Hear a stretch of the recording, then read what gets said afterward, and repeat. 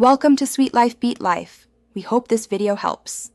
You'll start by confirming your Xbox Series X runs the latest system update, so compatibility is stable. Next, choose your connection method.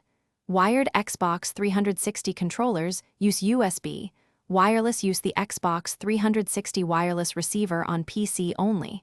The Series X does not natively support 360 wireless. Once done, plug the wired controller into a USB port or prepare a compatible adapter. Make sure controller batteries are fresh and the console is powered on before proceeding. Now connect the controller.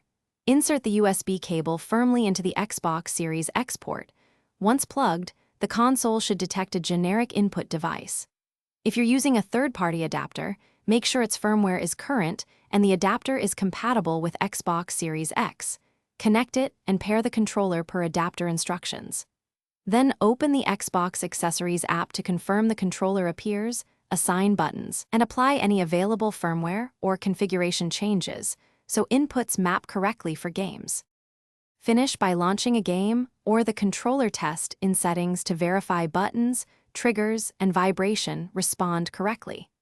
If the controller isn't recognized, power cycle the console and reconnect the cable. Sometimes a different USB port resolves detection issues. Make sure cables are not charge-only and that any adapter firmware is updated. One key troubleshooting tip: swap the USB cable or try another port. Faulty cables account for most failures, and if problems persist, test the controller. Thanks for watching.